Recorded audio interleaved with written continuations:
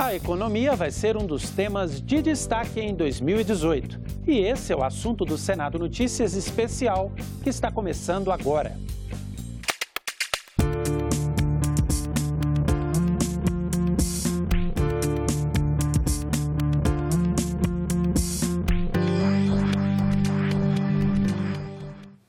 Olá! 2018, ano de Copa do Mundo e também de eleições.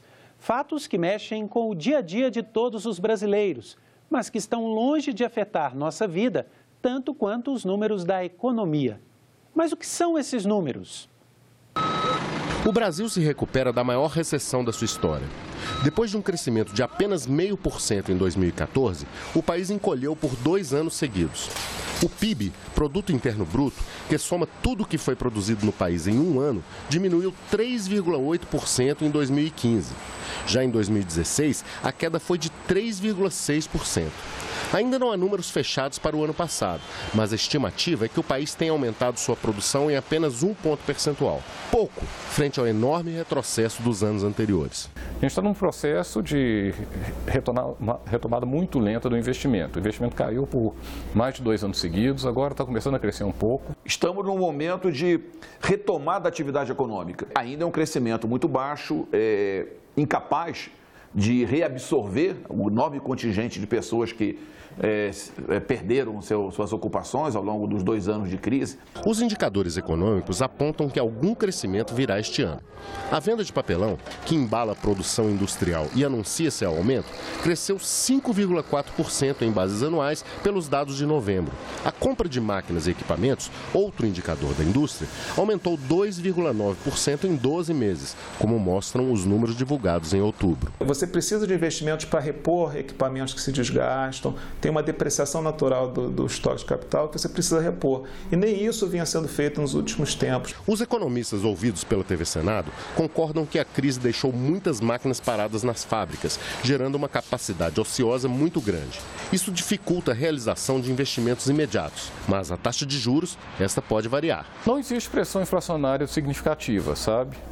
Então, talvez ela se mantenha. Até tem espaço para cair um pouco agora no curto prazo. Vai ter uma taxa de juros real de 2,5%, 3%, que para o Brasil seria uma maravilha, mas em termos mundiais é extremamente alta ainda. Eu acho que 2018, e o próprio mercado financeiro espera uma inflação aí na faixa de 4%, 4,5%, a elevação da inflação ela tende a levar uma elevação da Selic, que em última instância, né, é o que vai ser a referência, né, da taxa real de juros. Então, eu acho que a gente deve fechar 2018 aí com uma Selic aí, talvez na faixa de entre 8% e 9%. Neste ano eleitoral, a grande pergunta é se o governo vai conseguir avançar na sua agenda liberal. Sem a reforma da Previdência, considerada essencial para que o governo cumpra seus compromissos de médio e longo prazo, o presidente Michel Temer levou para a reunião do Fórum Econômico Mundial na Suíça a promessa de avançar nas privatizações, que hoje tem como carro-chefe a Eletrobras. Não apenas do ponto de vista da falta de recursos fiscais do governo, mas também do ponto de vista da eficiência do setor privado para fazer vários desses investimentos, as concessões de diversas áreas estratégicas são fundamentais. O governo conseguiu algum resultado positivo em 2017, ou seja, um déficit abaixo do que era a expectativa, exatamente por conta dessas receitas extraordinárias. Tem aí a repatriação de recursos, aquela coisa toda. Então, ele pode, diante da situação fiscal, fazer uso da privatização para gerar recursos extraordinários e cobrir o rombo do caixa. Qualquer política pública, ela pode ser implementada com o setor privado. Não precisa da estatal para fazer isso. E, na média, como eu disse, tem experiências mal sucedidas estatais, né? Mas, na média, o setor privado tende a ser mais eficiente. Se a empresa privada quebrou, pronto. Vai lá, alguém assume, o negócio pelo menos não passa pelas contas públicas. E o ano já começa com uma grande incógnita. A reforma trabalhista, aprovada no final do ano passado, vai conseguir aumentar o número de vagas no mercado formal? A ideia da reforma é, de fato, flexibilizar o mercado de trabalho de modo a facilitar, tornar mais fácil contratar e demitir. E ao reduzir o custo do trabalho, você teoricamente deveria ampliar as possibilidades de maior nível de emprego quando houver a retomada. Não está claro exatamente qual vai ser o impacto agregado sobre o emprego, mas certamente espera-se que, aumentando a eficiência do mercado de trabalho, aumente também a eficiência da economia como todo, do sistema econômico como um todo. Vamos ter uma melhoria no quadro de emprego, mas com a geração de emprego de baixa qualidade. Também tende a impactar em termos de rendimentos, né? Então, o cenário é contraditório. Vai haver maior oferta de emprego, mas, de outro lado, são empregos de pior qualidade, menos renda do trabalho. Aqui no estúdio comigo para falar sobre os rumos da economia no Brasil está o diretor executivo da Instituição Fiscal Independente, Felipe Salto. Felipe, obrigado por mais uma vez atender o nosso convite. Eu que agradeço a oportunidade. Felipe, nós vimos nessa reportagem agora as previsões para a economia. Sabemos que esses números não são ciência exata, né? Alguns economistas pensam numa direção, outros pensam em outra. A instituição fiscal acabou de divulgar nessa semana o seu balanço, o seu boletim de fevereiro.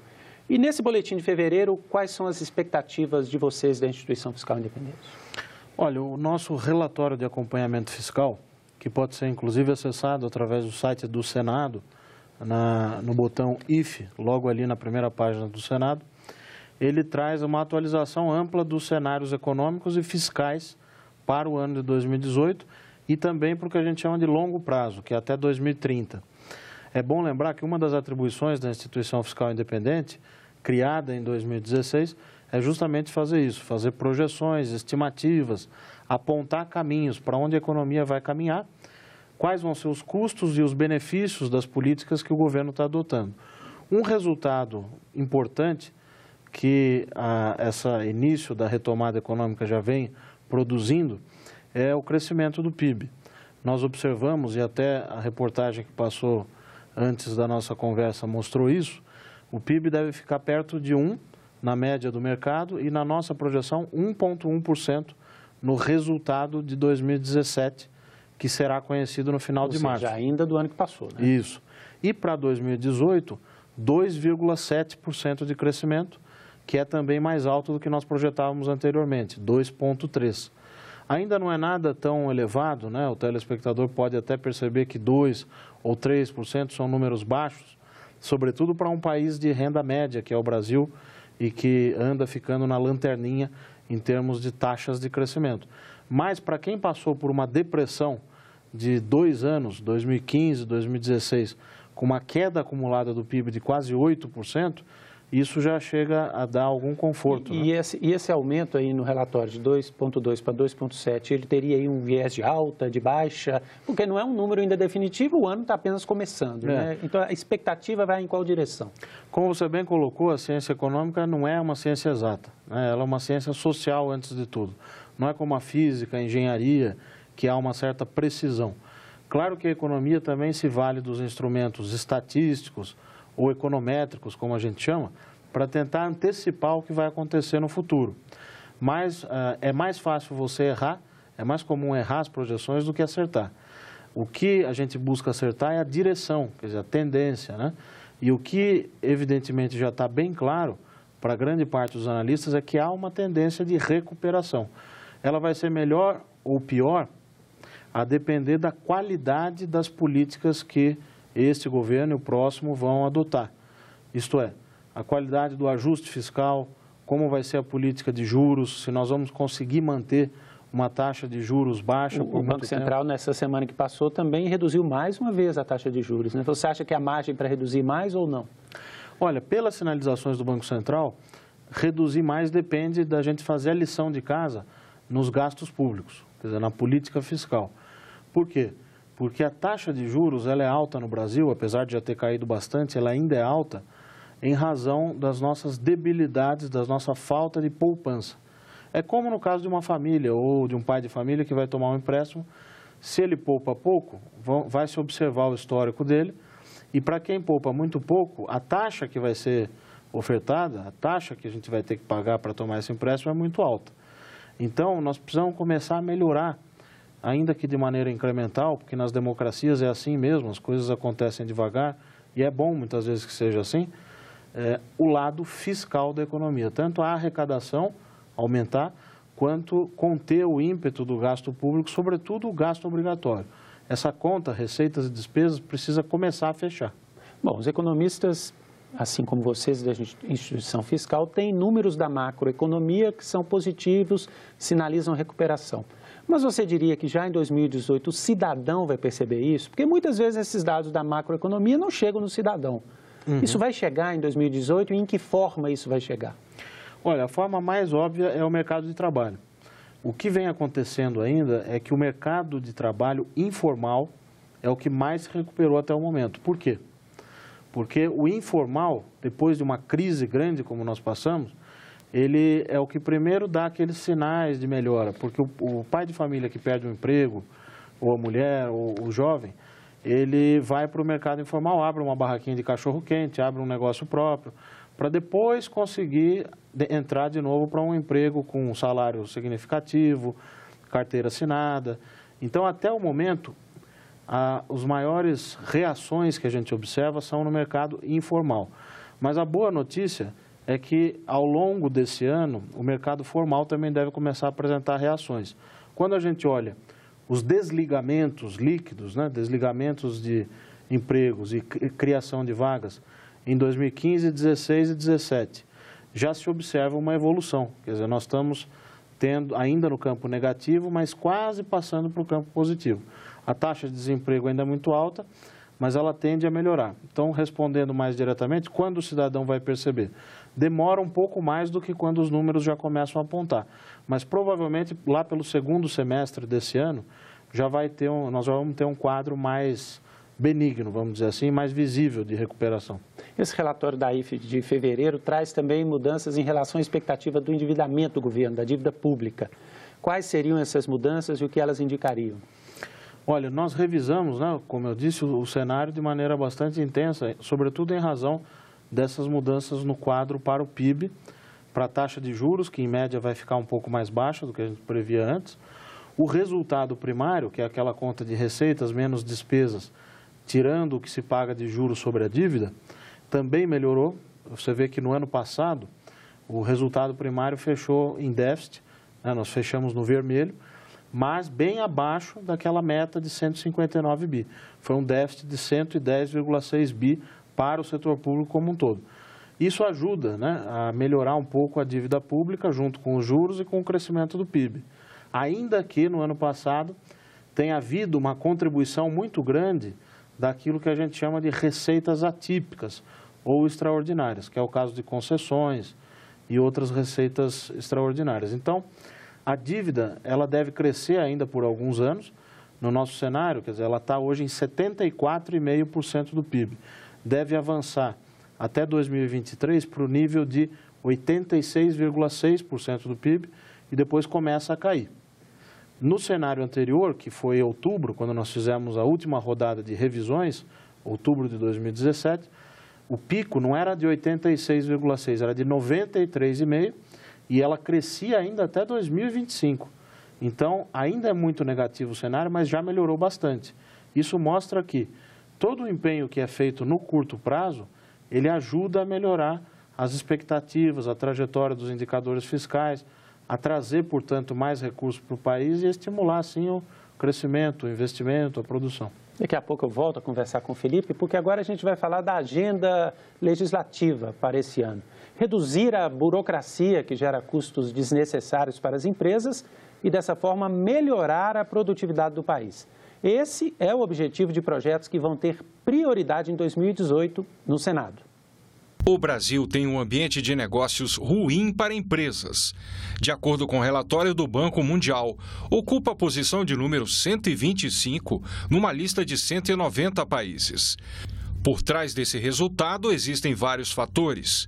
Um deles é a burocracia. A emissão de certificado de certidões negativas. A condição de que o empresário, para que ele consiga financiamento público, você precisa ter controles excessivos. Se elas têm, às vezes, um débito, tem uma certidão negativa por um débito que está sendo contestado, que não, a empresa julga que não é procedente, ou, às vezes, um débito que ela nem tem conhecimento de um valor irrisório, isso impede a empresa de ter acesso a essas linhas. Nós temos burocracia, ambiente regulatório ruim, nós temos um padrão de financiamento também muito hostil. No ano passado, a Comissão de Assuntos Econômicos fez um retrato das dificuldades enfrentadas pelas empresas. Os senadores, a partir daí, definiram uma lista de projetos que podem ajudar no aumento da produtividade da economia. 2 deles já foram aprovados. Um elimina o ISS cobrado na exportação de serviços. Por exemplo, contratos de engenharia realizados no exterior. Essa proposta seguiu para a Câmara. O outro determina o comparecimento do chefe da Casa Civil à Comissão de Assuntos Econômicos, uma vez por ano, para prestar contas das medidas adotadas pelo governo federal para a melhoria do ambiente de negócios. O presidente do Senado, Eunício Oliveira, já disse que a agenda definida pela CAI vai ter prioridade em 2018. Existe um projeto que está pronto para votação no plenário. É o Código de Defesa do Contribuinte. São essas reformas microeconômicas que vai permitir a geração de emprego, de renda, de desburocratizar e dar oportunidade aos pequenos e aos médios nesse país. É o nosso papel de ajudar o Brasil no momento de dificuldade a sair da crise, gerar emprego, facilitar a vida das pessoas e gerar renda para as pessoas. Hoje, quando você deve ao fisco, lhe impõe um fator de correção. Quando você é credor do fisco, você não tem assegurado as mesmas regras que no caso, são aplicáveis quando você deve ao fisco. Então, eu acho que é preciso criar um código que, de resto, o mundo inteiro tem, que ofereça a perspectiva de uma relação mais equilibrada. Nós voltamos a conversar com o diretor executivo da Instituição Fiscal Independente, Felipe Salto. Felipe, na reportagem agora vimos que a agenda microeconômica vai ser a ênfase aqui no Senado e algumas autoridades do governo têm dito, inclusive, que não aprovando a reforma da Previdência, o que deve acontecer, o governo poderia passar uma mensagem para o mercado investindo nessa agenda microeconômica, acabar com a burocracia, por exemplo. De fato, essa agenda pode trazer resultados positivos para a economia, resultados concretos, na economia real, para as empresas? Olha, a chamada agenda microeconômica, como disse o presidente Eunício Oliveira na reportagem que nós acabamos de ver, é de fato a prioritária, porque ela ajuda a aumentar o que a gente chama de produtividade. Quer dizer, se a qualidade da regulação, do sistema tributário, enfim, das regras do jogo, do ambiente de negócios, se tudo isso vai bem, a produção melhora, os incentivos para o empresário tomar a decisão que é arriscada de investir, de dobrar sua planta industrial, de exportar mais, tudo isso melhora. Agora, é muito mais complexo você atacar esse problema porque ele tem várias frentes. Como a gente viu, a questão tributária é uma delas, né? Cada Estado defende seus interesses também. Pois é. Há essa questão da economia política, né, onde você tem os vários grupos de interesse. Nós somos uma federação, então isso coloca mais 27 estados e mais 5.700 municípios no jogo, além da União. Então, a capacidade de coordenação, de arbitrar conflitos, ela é essencial nesse cenário. Por isso, o Congresso, sobretudo o Senado, que tem uma trajetória nessa matéria, né, de conseguir fazer avançar matérias importantes, assuntos relevantes na economia, tem um papel central.